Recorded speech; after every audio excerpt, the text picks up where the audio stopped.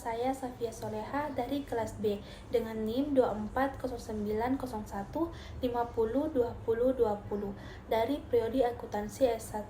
Di video kali ini, saya akan memaparkan kembali materi bab 2 mengenai Sistem Informasi Akuntansi. Pada video kali ini, kita akan membahas Sistem Informasi Akuntansi. Pada materi kali ini, ada beberapa materi yang akan kita bahas. Yang pertama, Sistem Informasi Akuntansi. Yang kedua, Siklus Akuntansi. Yang ketiga, Akuntansi Perusahaan Dagang. Dan yang keempat, Alternatif Pembayaran dan Penggunaan Jurnal Pembalik. Apa sih itu Sistem Informasi Akuntansi? Sistem Informasi Akuntansi atau SIA adalah suatu sistem yang mengorganisasikan dan mengelola data keuangan untuk menghasilkan informasi yang berguna bagi pengambilan keputusan. Selanjutnya, persamaan dasar akuntansi. Sistem pencatatan akuntansi yang digunakan secara umum oleh perusahaan adalah sistem pembukuan ganda atau double entry system, yaitu apabila ada suatu pencatatan yang dibuat perusahaan, maka akan ada dampak ganda, yaitu minimal satu pencatatan di sisi debit dan minimal satu pencatatan di sisi kredit. Dalam sistem pembukuan ganda, tidaklah mungkin terdapat pencatatan yang berdampak hanya pada satu sisi, atau debit saja atau kredit saja. Di sini terdapat ada beberapa akun yang ada pada laporan keuangan, yaitu aset, liabilitas, ekuitas yang mencakup beberapa pendapatan dan beban. Kemudian di sini ada juga tabel persamaan akuntansi sebagai berikut, yaitu aset sama dengan liabilitas ditambah dengan ekuitas. Selanjutnya, laporan posisi keuangan. Akun dalam laporan posisi keuangan dari sebuah perusahaan dagang yang cukup menonjol adalah akun persediaan. Akun ini mencatat nilai barang-barang yang akan dijual sebagai dari kegiatan utama perusahaan. Di samping itu, akun piutang usaha seringkali mendapatkan perhatian lebih karena menampung tagihan penjualan yang dilakukan secara kredit. Laporan keuangan. Seluruh akun tersebut telah diklarifikasikan dan diolah dalam sistem akuntansi akan menjadi informasi yang dilaporkan melalui laporan keuangan. Menurut PSAK 1, perusahaan menerbitkan minimal 5 jenis laporan keuangan. Yang pertama, laporan posisi keuangan, yaitu menyajikan aset, liabilitas, dan ekuitas perusahaan pada suatu titik waktu. Dan yang kedua, laporan laba atau rugi, menunjukkan pendapatan, beban, laba atau rugi periode tertentu. Dan yang ketiga, laporan perusahaan ekuitas, menunjukkan detail perusahaan yang terjadi. Yang keempat, laporan arus kas, menggambarkan arus masuk dan keluarnya kas dalam periode tertentu. Yang kelima, catatan atas laporan keuangan, menyediakan informasi tambahan untuk memahami laporan keuangan utama. Berikut siklus akuntansi. Siklus akuntansi adalah proses pengolahan data sejak terjadinya transaksi. Kemudian transaksi ini memiliki bukti yang sah sebagai dasar terjadinya transaksi. Kemudian berdasarkan data atau bukti ini, maka diinput ke proses pengolahan data sehingga menghasilkan output berupa informasi laporan keuangan. Kegiatan yang menggambarkan siklus akuntansi dapat diutarakan sebagai berikut. Yang pertama, menganalisis transaksi dan memiliki bukti dari transaksi. Yang kedua, mencatat akun ke buku besar.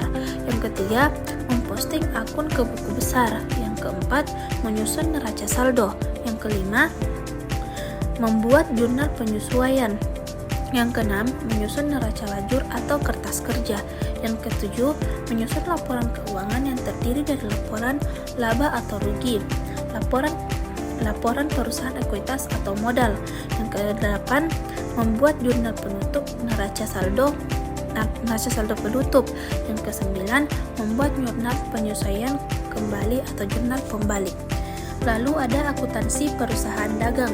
Perusahaan dagang seperti yang kita kenal Carrefour atau Giant menghasilkan pendapatan dari penjualan barang yang dibeli dari pemasok. Dikenal sebagai persediaan barang dagang, kepada konsumen sehingga memproduksi margin bruto. Perusahaan manufaktur seperti PT Aqua Golfer, Miss Shipping atau PT Unilever Indonesia Tbk mengelola material dan bahan mentah menjadi bahan jadi sebelum dapat dijual, baik langsung kepada konsumen akhir atau melalui distributor. Perbedaan utama perusahaan dagang dan perusahaan manufaktur terletak pada jenis persediaan seperti berikut. Perusahaan dagang hanya mengenal satu jenis persediaan, yaitu persediaan barang dagang, sedangkan perusahaan manufaktur mengenai 3 jenis persediaan, yaitu persediaan bahan baku atau raw material. Yang kedua, persediaan barang setengah jadi atau work in process. Yang ketiga, persediaan barang jadi atau finished goods. Dalam perusahaan dagang terdapat beberapa poin. Yang pertama, persediaan dan beban penjualan. Penjualan yang dilakukan perusahaan dicatat dengan menggunakan 2 metode perpetual dan metode periodik. Selanjutnya, laporan laba rugi komprehensif. Bentuk laporan laba rugi komprehensif untuk perusahaan dagang dapat dilihat pada contoh PT Usaha Dagang sebagai berikut. Akun yang perlu diperhatikan adalah adanya akun beberapa pokok penjualan atau cost of goods sold, yaitu nilai pokok persediaan yang terjual. Terus laporan posisi keuangan. Akun dalam laporan posisi keuangan dari sebuah perusahaan dagang yang cukup menonjol adalah akun persediaan. Akun ini mencatat nilai barang-barang yang akan dijual sebagai bagian dari kegiatan utama perusahaan. Selanjutnya, materi terakhir dari video kita yaitu alternatif pencatatan persediaan dan perhitungan beban pokok penjualan.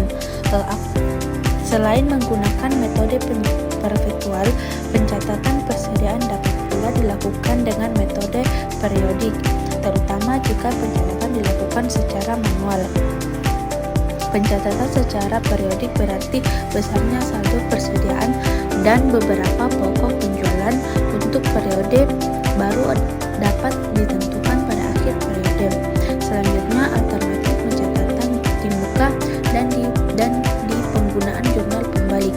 Penggunaan jurnal pembalik yang disebutkan sebelumnya opsional akan berubah menjadi wajib dalam kondisi tertentu, yaitu terkait dengan pencatatan pembayaran di muka atau prepayment. Apabila entitas melalui pembayaran asuransi untuk 1 tahun ke depan, hampir pasti akun yang digunakan untuk mencatat adalah akun beban asuransi dibayar di muka, kemudian disajikan sebagai bagian dari aset lancar.